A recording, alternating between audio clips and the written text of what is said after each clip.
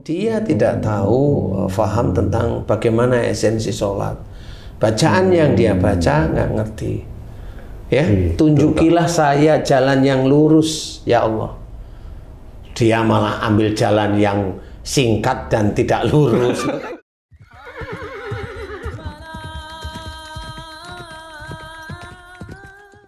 Bismillahirrahmanirrahim. Assalamualaikum warahmatullahi wabarakatuh. Waalaikumsalam warahmatullahi wabarakatuh. Para pemirsa dan sahabat beriman dimanapun berada, kita jumpa lagi di Ustadz Danu Official Channel. Semoga kita selalu dalam lindungan Allah Subhanahu wa Ta'ala. Amin ya Rabbal Alamin. Di video kali ini, seperti biasa, kita akan ngaji lagi bersama guru kita semua, Pak Ustadz Danu. Assalamualaikum Pak Ustadz. Waalaikumsalam warahmatullahi wabarakatuh. Amin ya Rabbal Alamin. Dan saya juga ditemani oleh sahabat saya, Bang Jainuddin. Assalamualaikum, Bang Jai. Waalaikumsalam, Pak Tung. Amin. Alhamdulillah. Masih sehat ya? Insya Allah. Amin, alhamdulillah. Sahabat beriman dimanapun berada, sholat itu kan senantiasa mencegah kita atau menghindari kita dari perbuatan keji dan mungkar nih. Tapi kenapa ya kadang-kadang orang sudah sholat masih melakukan sesuatu yang dilarang? Misalnya saya nih Pak Ustadz, saya kasih contoh aja. Saya sholat, teman-teman saya sholat, semua orang sholat. Dulu waktu saya bekerja itu sudah sholat, gaji sudah dapat, malah ada juga yang minta dicarikan uang lebih lah di proyek misalnya seperti itu Pak Ustadz. Padahal sudah sama-sama sholat.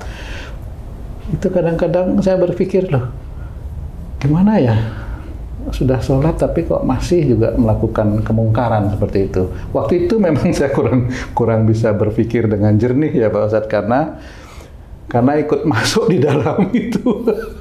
Akhirnya saya sendiri astagfirullah, saya pun sholat, mereka juga sholat, tapi masih melakukan satu pekerjaan-pekerjaan kotor. Ada yang korupsi bahkan Pak Ustadz. Kenapa begitu ya Pak Ustadz? Iya. Bismillahirrahmanirrahim. Assalamualaikum warahmatullahi wabarakatuh. Waalaikumsalam warahmatullahi wabarakatuh. Amin ya Rabbal Alamin. Memang titipan Allah itu adalah nafsu. Nah, salah satu ayat dalam Quran jelas sekali bahwa sesungguhnya sholat itu mencegah dari perbuatan keji dan mungkar. Inna sholata tanha anil fahsya'i wal munkar. Nah, di titik ini sebenarnya menjelaskan bahwasanya sesungguhnya sholat itu mencegah perbuatan keji dan mungkar.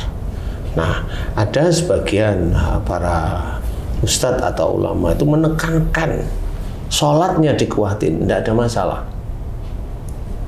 Tidak ada masalah. Sholatnya dikuatkan, nah kuat sebelah mana sholatnya? Kan gitu. Kalau memang kerjaannya hanya cuma sholat tok, ya dia tidak bisa korupsi. Iya, nggak ada kesempatan. Tetapi kan banyak, jadi dia sholat, dia pekerjaannya hanya dakwah tok umpamanya. Nah, pada saat dia dakwah, kemudian dia bekerja, tapi pekerjaannya kurang. Nah, mulai dia punya istri, punya anak, anaknya disekolahkan, anaknya ada yang kecelakaan, istrinya tangannya patah. Ini kan butuh dana. Padahal dia sebenarnya ya maunya tidak melakukan hal-hal tertentu, tapi begitulah cara Allah umpamanya. Jadi pada suatu ketika dia bilang sama temennya, pinjam uang, nanti akan saya bayar. Pinjemnya umpamanya nggak sedikit, umpamanya 20 juta. Nanti saya bayar 500.000 tiap bulan. Oke. Umpamanya ini benar-benar seperti itu ya. Jadi ini bukan cerita bohong, ini cerita beneran. Iya. Kemudian si yang dipinjemin uang tadi menunggu dia membayar uang, membayarkan utangnya 500 tiap bulan, enggak kunjung. Kan gitu nih. Enggak kunjung nih sebenarnya. Nah, titik enggak kunjung ini beberapa bulan, hampir 1,5 tahun dia pinjam lagi. Untuk apa? Untuk sekolah anaknya lagi. Dia pinjam, nah janji sama temennya bahwa nanti saya akan membayar 500.000 tiap bulan. Pinjamnya nggak kecil, namanya 25 juta. Nah, kemudian ditunggu sama temennya nggak membayar.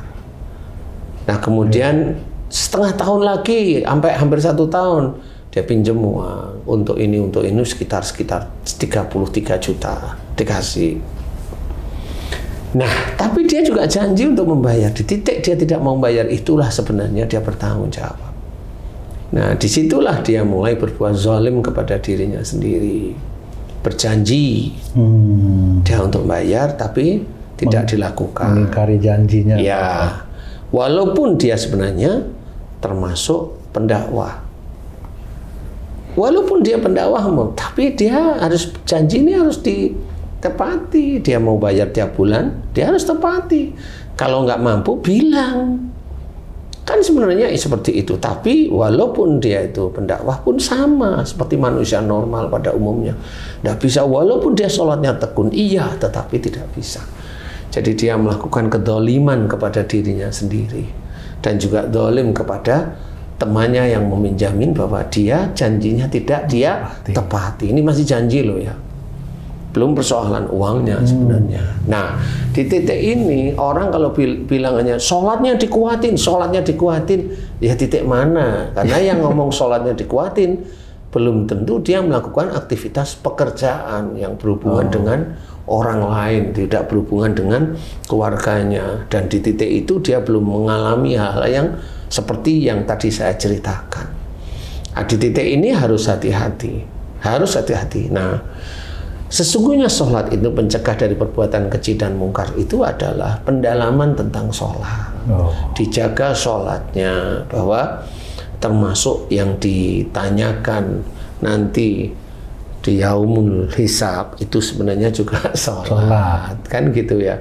Nah sholatnya ini dijaga. Dari mana ya? Dari berbuat keji tadi. Jangan suuzon, itu juga berbuat keji untuk diri sendiri. Jangan gibah, itu ya keji dan mungkar, kan gitu. Jangan marah disimpan, itu keji untuk diri sendiri. Marah dikeluarkan, keji dan mungkar, kan seperti itu. Nah, persoalan inilah yang sebenarnya harus kita ketahui dan kita sadari. Bahwasanya kita punya yang namanya nafsu.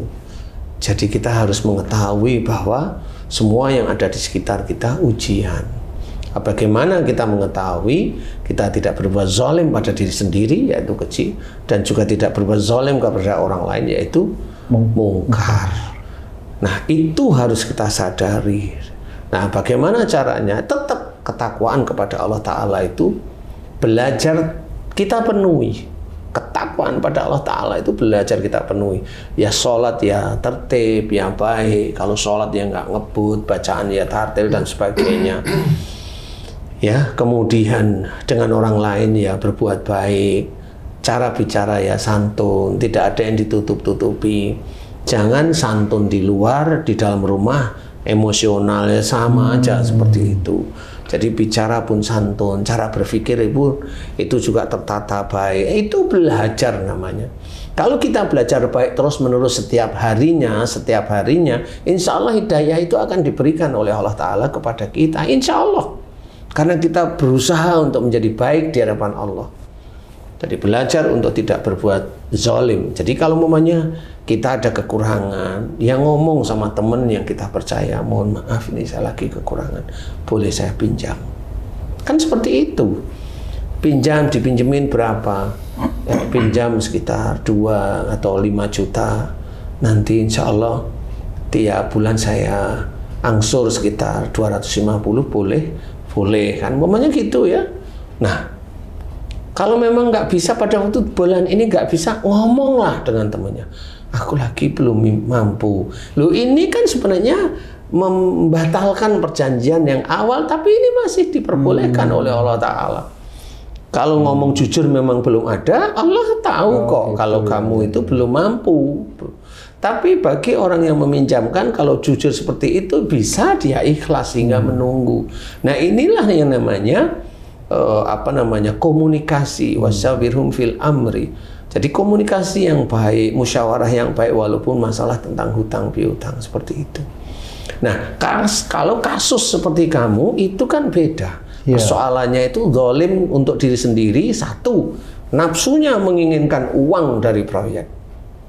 Dan dia juga mungkar, yaitu mendolimi orang lain, yaitu mengambil yang bukan haknya, bahwa itu adalah pajak dari rakyat sebenarnya, yang bayar. Kalau dia kan belum tentu dia bayar pajak dari uang yang diambil pasti. Kan uangnya disimpan. Iya, uangnya kan disimpan dalam bentuk dolar. Kan gitu. Orang-orang yang merasa dirinya pintar itu kan begitu, habis nyuri, kemudian jadiin dolar, ditaruh di dinding, kan gitu. Ya begitu. Kalau enggak nyuri, kemudian dia punya ATM atas nama orang lain yang dimasukkan ke orang lain. Jadi bukan dia sendiri. Ya begitulah caranya orang nyuri. Ya. Nah, ini sama, berarti dia berbuat keji dan mungkar pada waktu itu. Sehingga apakah dia diterima ibadah-ibadahnya? Satu, kalau dia mengambil bukan haknya, itu hak orang lain dia ambil, itu insya Allah termasuk muflis dia. Muflis itu orang yang merugi. Kenapa? Dia besok pada saat di yaumul hisab dia bawa sholatnya, dia bawa sedekahnya, dia bawa puasanya, tetapi tidak dicatat menjadi kebaikan, dia merugi. Semua amal solehnya hilang. Nah, apakah dia siap menjadi orang seperti itu? Bagi orang-orang yang memang berkecimpung di dunia seperti itu, dia kalau dengar kajian seperti ini nggak suka dia pasti. Kalau udah nggak suka gimana? Loh, bonusnya orang yang ngomong nggak dikasih. Iya beneran. Bonusnya orang yang ngomong itu nggak dikasih karena dia jengkel. Loh, dia kok begitu buka-buka aib. Loh, ini bukan aib, ini kesalahan, bukan aib. Beginilah yang harus kita ketahui, bahwasanya dia tidak tahu, faham tentang bagaimana esensi sholat. Bacaan yang dia baca nggak ngerti. Ya, tunjukilah saya jalan yang lurus, ya Allah. Dia malah ambil jalan yang singkat dan tidak lurus, kan gitu. Padahal tiap sholat kan dia berdoa, tunjukilah saya jalan yang lurus. Jalan yang jelimet. Kalau orang-orang yang seperti itu, dia merusak sholatnya juga, artinya pahala sholatnya juga habis gitu Pak Ustadz ya. Jadi nggak usah ngomong pahala sholat ini aja deh, ringan. Dia minta ditunjukkan jalan yang lurus. Betul. Tapi dia nyuri, dia korupsi. Persoalannya antara mulut dia bilang sama Allah Ta'ala, sama kerjaan, sama nggak sih? Kan nggak cocok. Nggak cocok. Itu dibilang sama Allah Ta'ala munafik bukan? Munafik. Orang munafik itu nggak akan masuk surga. Ustaz, nggak usah ambil dia berapa jumlah, munafik aja di hadapan Allah itu kan sesuai ya. Itu kan dia munafik dengan Allah. Allahu Akbar. Bukan cuma janji antara kamu dengan Haji C namanya. Kan enggak, dia munafik kepada Allah Ta'ala. Ya? Iyalah. dia menganggap bacaan sholat itu sekedar bacaan. Iya. Bagi orang-orang yang ngerti atau nggak ngerti sebenarnya itu ya. Berusaha nggak mau ngerti. Ustaz, kan tadi Ustadz udah sampaikan kalau sholat itu mencegah perbuatan keji dan munkar. Nah, sebenarnya kalau orang yang sholat rajin, taat, apakah dengan sendirinya Allah memberikan hidayah sehingga orang terhindar dari perbuatan keji dan munkar? Atau ada cara lain, Ustaz? Iya, Allah itu memberikan komplit yang namanya nafsu. Kalau dia sholatnya tertib, dia akan diberi hidayah melalui sholatnya. Oke. Tapi dia tetap akan diuji melalui keinginannya. Nafsunya ya. Dia hanya sholat aja bisa hidup? Nggak bisa. Dia harus ikhtiar. Ikhtiar itu ada agresivitas di dalam mengerjakan ikhtiar tersebut. Nah, dengan ikhtiar yang dikerjakan setiap hari untuk kebutuhan hidupnya, karena dia rajin sholat, Allah memberikan filter untuk keji dan munkar nggak? Allah memang memfilter. Filternya salah satunya bahwa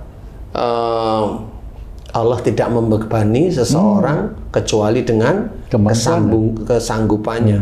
Itu filternya. Tapi ujian tetap diberikan.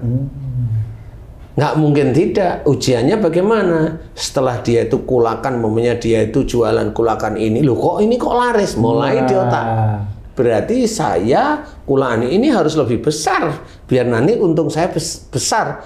Pada saat dia bilang untung besar itu sendiri, filter Allah atau keinginan dia sebenarnya. Keinginan dia. Nah ya sudah, itulah namanya nafsu. Sehingga menjadikan keinginan dia untung besar, akhirnya menjadikan keinginan dia untuk berhutang. Benar nggak sih? Iya. Nggak ada di titik itu. Jadi itulah nafsunya manusia. Keinginan ada. Belum nanti itu curang ada.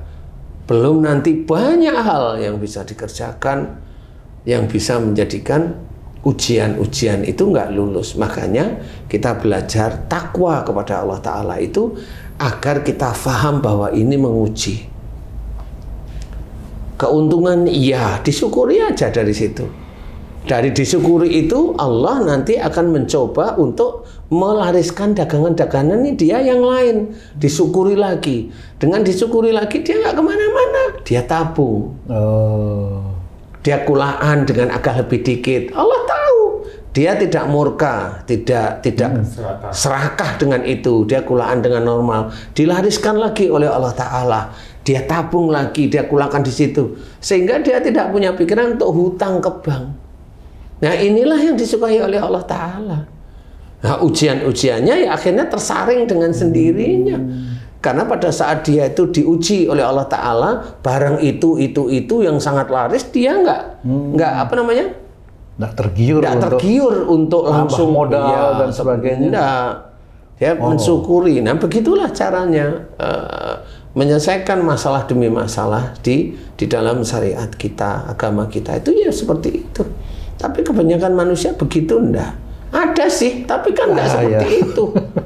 Coba kalau umpamanya dulu kamu di proyek, ya, ngajak sholat berjamaah, tapi niatnya apa? Untuk mendapatkan proyek loh, kan jadi lucu jadinya. Supaya dilancarkan. Supaya dilancarkan, dapat proyeknya, supaya bahkan pernah begini Pak Ustadz, itu kan kita di proyek kan selalu namanya mencari efisiensi ya Pak Ustadz ya.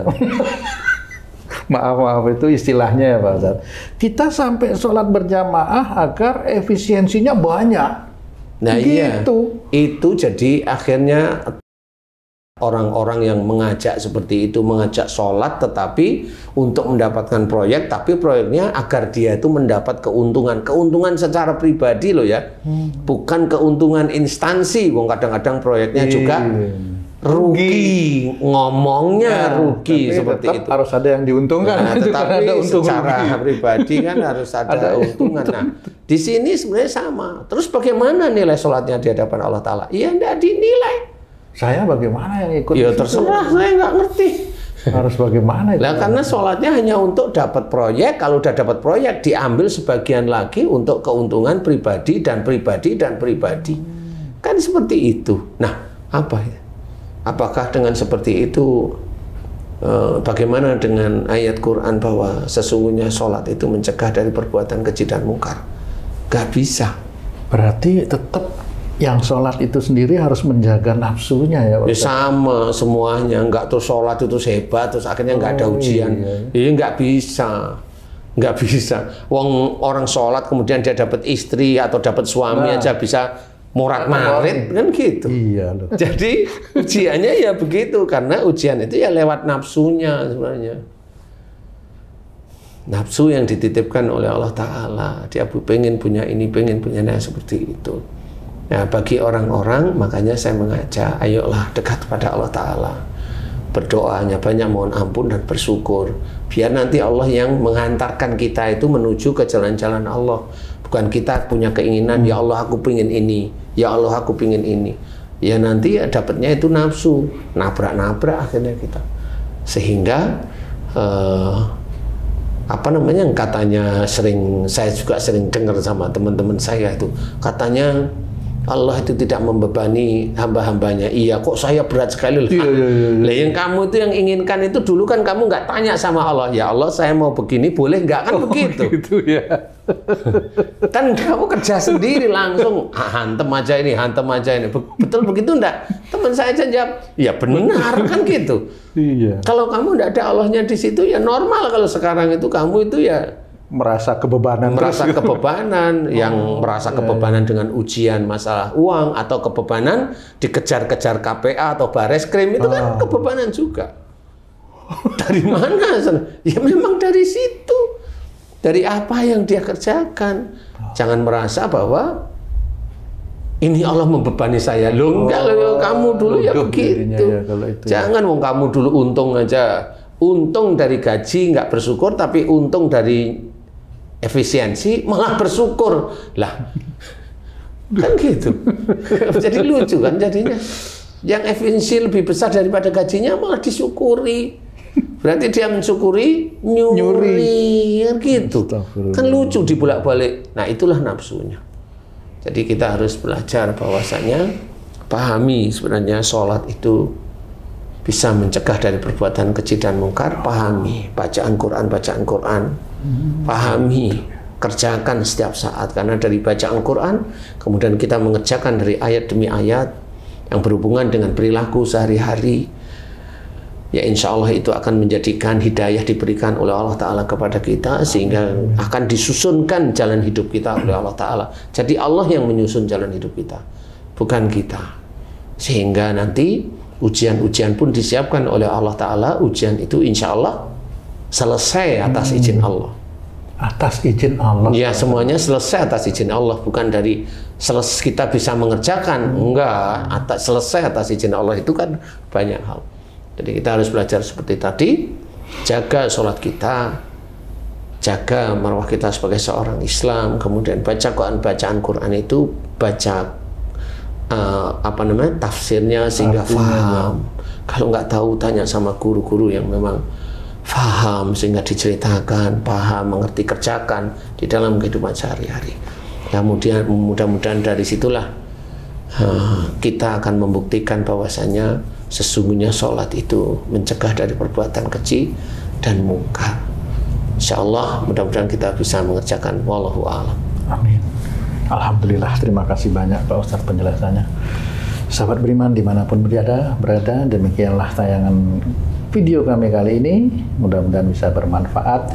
Saya tunggu sampai jumpa lagi di video kami yang lain. Wassalamualaikum warahmatullahi wabarakatuh. Waalaikumsalam warahmatullahi wabarakatuh. Alhamdulillah.